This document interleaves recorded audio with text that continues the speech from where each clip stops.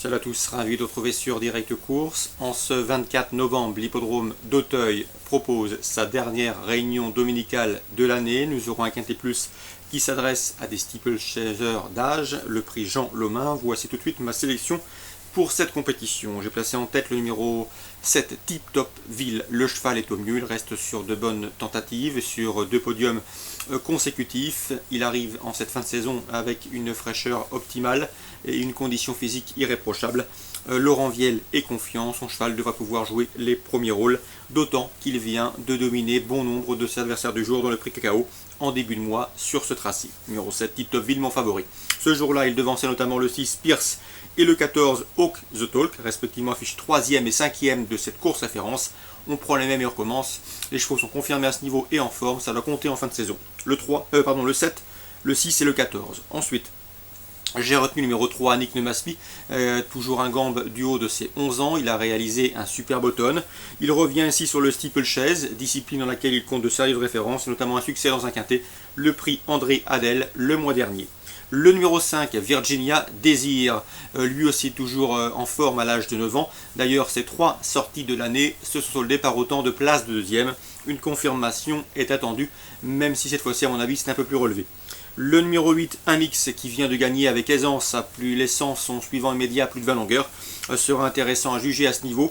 Lui qui vient donc de s'imposer sur le parcours qui nous intéresse avec facilité, semble en mesure de faire aussi bien dans ce genre de tournoi, même si c'est vrai qu'il doit affronter ses aînés.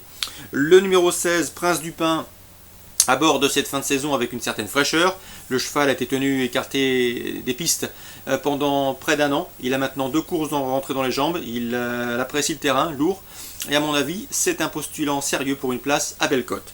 J'ai également retenu le numéro 1, Sidi Bouknadel, un cheval estimé par Jean-Luc Digochon. Certes, il doit rendre du poids à l'ensemble de ses adversaires du jour, chose jamais aisée avec une montagne de plomb en terrain lourd. Cela dit, c'est un cheval de classe et à mon avis, il peut parfaitement intégrer la combinaison gagnante de ce quintet. En chiffres, le 7, Tip Top Ville, devant le 6, Pierce, le 14, Hawk de Zolk. Le 3, c'est Annick de Maspi, ensuite le 5, Virginia Désir. Ensuite le numéro 8, un mix, le 16, Prince du Pin et le 1, Sidi Bouknadel. Toujours à Auteuil en cette réunion 1. Dans la première, Bertrand Lefebvre présente le sang de Mélodie de Delouet. Et j'ai eu l'occasion de m'entretenir avec ce professionnel sympathique. Sachez que la jument ne cesse de s'améliorer. Elle a vraiment franchi un cap cet été, prenant de la force et de la maturité. Elle ne cesse de le surprendre. Ici, il la pense capable de terminer sur le podium. Elle qui reste sur 2 victoires consécutives. Même si elle débute à Auteuil, elle doit pouvoir terminer dans les 3 premiers. On lui opposera le 101 Larabelle, récente 3e du prix Bournosienne en début de mois. Et bien évidemment le 103 Jeune Lune, partie favorite de ce prix Bournosienne, mais finalement elle a déçu, il convient de ne pas la sous-estimer et de la racheter. Le 101, le 103 et le 102 pour cette épreuve d'ouverture. Dans la 4e, j'aime beaucoup le 401 Storm of Saint-Ly. Il a prouvé qu'il était le chef de file de sa promotion, notamment au premier semestre où il a remporté le prix Ferdinand Dufort, un groupe 1. Ici, dans ce prix Morgex, un groupe 3, il trouve l'occasion de reprendre le cours de ses succès. Lui qui avait tout simplement course gagnée lorsqu'il s'est montré fautif et qu'il a chuté à la dernière haie du prix Maurice Gillois en début de mois à l'occasion du week-end international de l'obstacle. Ici, il trouve l'occasion d'obtenir une maigre compensation. Le 401 Storm of Saint-Ly. Dans la 6e, je vous avais déjà indiqué la dernière fois Viviane Royal, on la reprendra en confiance, c'est le 602. Viviane Royal, à mon avis, elle trouve ici l'occasion de s'imposer. C'est une lauréate en puissance, elle qui s'est classée 2e pour sa rentrée après 6 mois d'absence. Elle a été gardée fraîche et en forme pour cette fin de saison.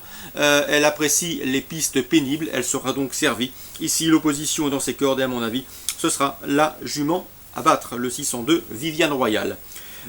Course ciblée donc à Auteuil en Réunion 1. La première 101, 103 et 102, la 4e 401 et la 6e 602. Petit mot sur la Réunion 2 à Saint-Malo, j'ai ciblé la 5e course puisque je sais qu'Aurélien David attend un bon comportement du 501 Ultima Kiroda, une jument qu'il estime, une jument qu'il préserve. D'après lui, elle peut prendre une place dans ce lot car elle est en forme et toujours présente à bon escient. Elle reste d'ailleurs sur une pléiade de bons résultats. On lui opposera bien évidemment le 504 Unix de Forge, un cheval en retard de gain. Le 507, c'est Urbain de Grèze, c'est l'atout Jean-Michel Bazir dans cette épreuve. Et le 508, Ultimasso, pour sa régularité. 504, 507, 501, 508 en Réunion 2 à Saint-Malo. Je termine avec la Réunion 3 à Angers. Là aussi, d'autres informations à vous transmettre. Dans la 3e, le 313, Konrad Svidrik, me semble trouver un engagement dans ses cordes. L'opposition est à sa portée.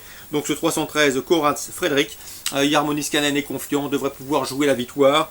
On lui opposera le 316 Speedy Cruz qui reste sur deux disqualifications, mais qu'il convient de racheter, d'autant qu'il sera de nouveau déféré des 4 pieds. 313, 316. Dans la 6e, je rachèterai le 613 Ultime du Taux, un cheval estimé par Martial Gillard. La dernière fois à Nantes, le cheval n'a pas eu un bon parcours, étant longtemps contraint de progresser en épaisseur, les nez au vent. Il n'en a pas moins conservé une honorable 5e place. Ici, avec un meilleur parcours, il peut renouer avec le succès. Le 613 Ultime du Taux, donc ça c'est pour la Réunion 3 à Angers. Petite note également sur le 905 Samouraï Purple. Un Samouraï Purple qui a de la marge à mon avis dans cette catégorie, celle des amateurs, et avec qui Anthony Péjus, son propriétaire, driver, entraîneur, semble en mesure d'obtenir un nouveau succès. Le 905 Samouraï Purple. Je tenais également à vous transmettre l'information que m'a délivré Richard Joly. Il devait courir à Angers ton écart. Finalement, il a opté pour un engagement le même jour à Bordeaux, un engagement sur mesure. Il se déplacera avec de sérieuses prétentions sur l'hippodrome de Bordeaux. Donc avis aux amateurs, ceux qui peuvent jouer sur cette réunion bordelaise, avec ton écart qui s'élancera avec l'entière confiance de Richard Joly. Sachez également qu'au cours de cette réunion, Patrick Aurière déléguera une nouvelle fois dans le sud-ouest son excellent droitière, celle qui reste sur une série de succès, Urfé-Jallery. Donc deux, à mon avis, jeux intéressants que ce ton écart et que cette Urfé-Jallery, ce sera sur l'hippodrome de Bordeaux en ce dimanche. Vous vérifierez leur numéro. Très bon week-end à tous et à très bientôt sur Direct Course.